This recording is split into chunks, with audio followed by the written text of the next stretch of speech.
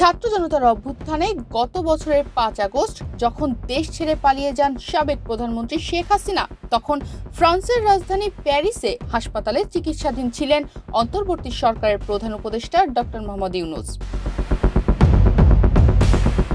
সেখান থেকে কিভাবে তিনি প্রধান উপদেষ্টা হওয়ার প্রস্তাব পান, ঢাকায় আন্দোলনকারী ছাত্র নেতাদের সঙ্গে মুঠোফোনে কি কথা হয় তার, এবার খোলামেলা আলোচনায় সেগুলো জানালেন তিনি নিজেই।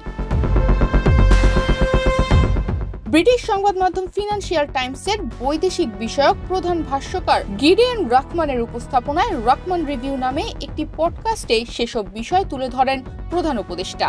এই পডকাস্টে উঠে এসেছে উপদেষ্টা হওয়ার প্রস্তাবে প্রথমে রাজি না হওয়ার ঘটনা সহ টেলিভিশনের খবর দেখে হাসপাতাল কর্তৃপক্ষ আচমকাই তাকে ফুলেল শুভেচ্ছা জানানোর চমকপ্রদ সব ঘটনার কথা। প্যারিসে চিকিৎসাধীন অবস্থায় প্রধান উপদেষ্টা হওয়ার প্রস্তাব পাওয়ার বিষয়ে অধ্যাপক ডক্টর ইউনূস বলেন, আমি যখন প্রথম ফোন কল পাই তখন আমি প্যারিসের হাসপাতালে ছিলাম। আমার ছোট্ট একটি অস্ত্রোপচার করা হয়েছিল। তখন ছাত্র নেতারা আমাকে ফোন দিল।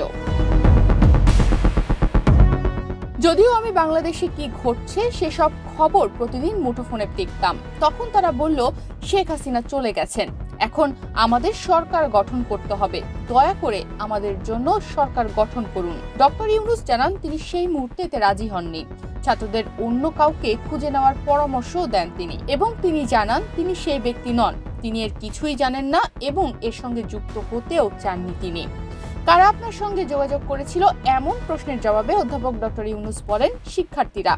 আমি তাদের কাউকে চিনতাম না, কখনো তাদের সম্পর্কে শুনিনি, কাজেই আমি তাদের বিকল্প কাউকে খোঁজার বিষয়ে বোঝানোর চেষ্টা করেছিলাম। তাদের বলেছিলাম বাংলাদেশে অনেক ভালো নেতা আছেন, তোমরা তাদের খুঁজে নাও। তারা বলছিল না না না, আপনাকেই থাকতে হবে, আমরা কাউকে পাইনি।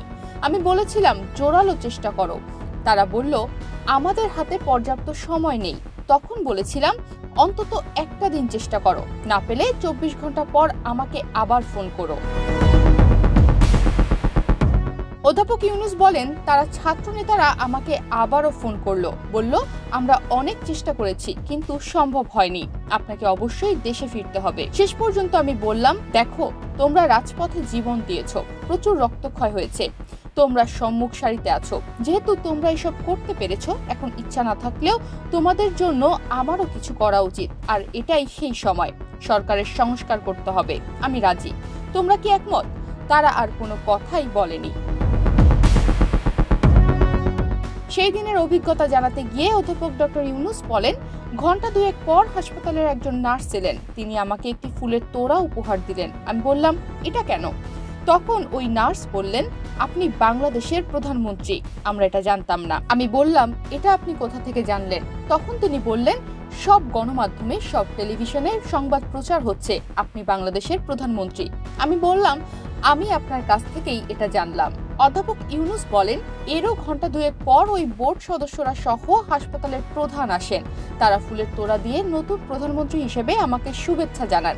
সঙ্গে এটাও বলেন যে বিকালের আগে আমাকে হাসপাতাল ছাড়ার বিষয়ে অনুমতি দেওয়া হবে না। অধ্যাপক ডক্টর ইউনূস বলেন, আমি পরিচালককে বলি ওরা আমাকে চাইছে, দেশে যেতে হবে, ভ্রমণের জন্য আপনি কি আমাকে প্রস্তুত করে দিতে পারেন? তিনি বললেন, অবশ্যই, আপনার কথা আমাদের মানতে হবে, আপনি একজন প্রধানমন্ত্রী, আপনার নিরাপদ যাত্রার জন্য আমরা সব ধরনের প্রস্তুতি সম্পূর্ণ করে দেব, প্রয়োজনীয় ওষুধ সহ সবকিছুই দেব, সার্বক্ষণিক যোগাযোগেও থাকবো আমরা। এর কয়েক ঘন্টা পর সকালে ফরাসি সেনাবাহিনীর বড় একটি দল বিমানবন্দরে পৌঁছে দিতে আসে, এমনটাই বলেছিলেন অধ্যাপক ডক্টর ইউনূস। তিনি বলেন, এটাই ছিল দেশে ফেরার আগের ঘটনাবলী। পুরো জাতি আমার ফেরার উড়োজাহাজের অপেক্ষায় ছিল, বাণিজ্যিক উড়োজাহাজে যাত্রা করেছিলাম। তখন তারা ছাত্র নেতারা নতুন সরকারের রূপরেখা দাঁড় করিয়ে ফেলেছে। আমি বিমানবন্দর থেকেই জাতির সামনে ভাষণ দিলাম, সবাইকে ধৈর্য, শান্তি এবং একতা বজায় রাখতে বললাম। এটাই ছিল পুরো ঘটনার শুরু। 7 আগস্ট চার্লস দ্য গল বিমানবন্দর থেকে ঢাকার উদ্দেশ্যে রওনা হন অধ্যাপক ডক্টর মোহাম্মদ ইউনূস। 8 আগস্ট তিনি ঢাকায় পৌঁছান। সেদিন রাতেই শপথ নেয় অন্তর্বর্তী সরকার। তনিমা রহমান, বাংলাদেশ প্রতিদিন।